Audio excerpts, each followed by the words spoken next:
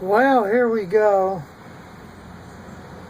This is part 3 of my testimony, and I'm not going to short this one.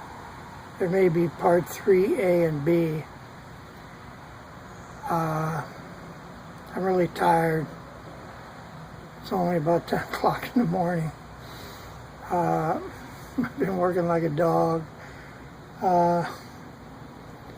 Okay, this is the best part of my whole testimony.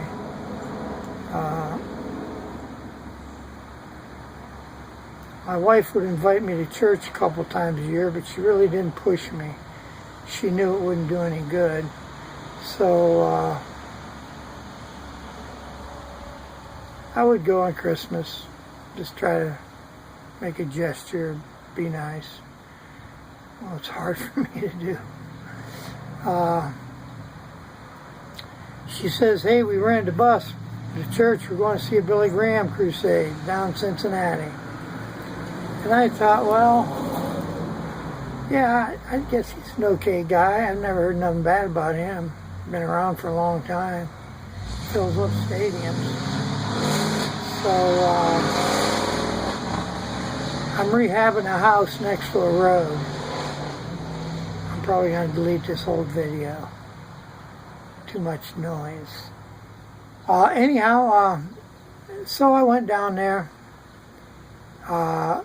We got a really good seat. I think it was actually on the ground floor. It was a stadium. It was packed, tens of thousands of people. And, it was kind of entertainment. And when he made that call, that altar call, I was just pulled out of my seat. I found myself at the stage where he was. I was one of the first ones there. I thought I did something wrong or something. And he waits for people to come down from the upper decks. And I received the Lord in my life. And when I come home, didn't come home. I went back to the seats and the people I were with. Wow. They were so exhilarated.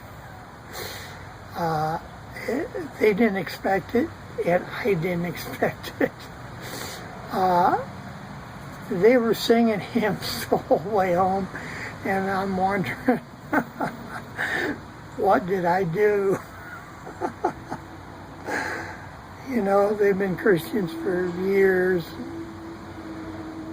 I just didn't know what to think. And I became known, well, I'm jumping ahead. I spent 7 years in that church,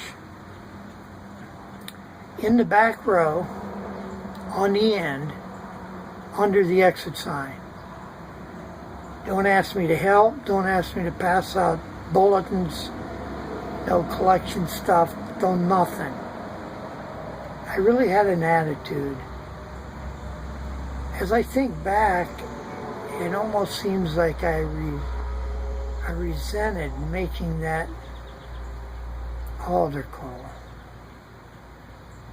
I don't know why. I never missed church. I went to church every Sunday. And as I look back, the Lord wanted me under that exit sign. I can talk a lot and I can shoot off my mouth. And to have a new Christian who does not have any foundation in God's Word, I could have done a lot of harm. Spewing out my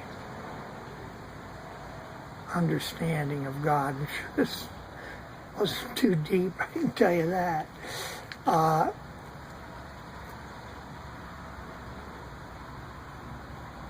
And my one friend, he was the lay leader. He'd preach once a month or something. And he always wanted me to give my testimony. And I could see sometimes when he would be preaching, him looking at me. And I would tell my wife, if he calls me up there in front of all these people, I'll never enter into this church again. I didn't mention it in my first part of my testimony, but I had a terrible fear of public speaking, as most people do. Mine was really like a phobia. In grade school, I would fake being sick if I had to read a book report. I just couldn't get up in front of people. And I was a loner. I didn't like to be around people. Anyhow, he was always pushing me to do that. And one day the pastor got up and says, well, we're going to have a Wednesday night meeting, and we're just going to have prayer and praise and maybe testimonies. And when that word came out of his mouth, I knew I had to do it. I was convicted.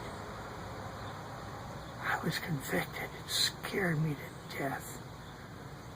And I told Terry, my friend, who's dying of brain cancer right now, I said, Terry, I have to give my testimony Wednesday. And he made the most unusual remark after pushing me for so much. He says, hey, when you're there, if you don't feel led to do it, don't do it. So he gave me a way out. But I said, Terry, you don't understand. I have to do it. I have to. Was it a call from God? I don't know. But I had to do it. I knew I had to do it.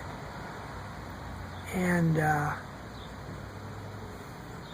well, that came that Wednesday, and they had some music, and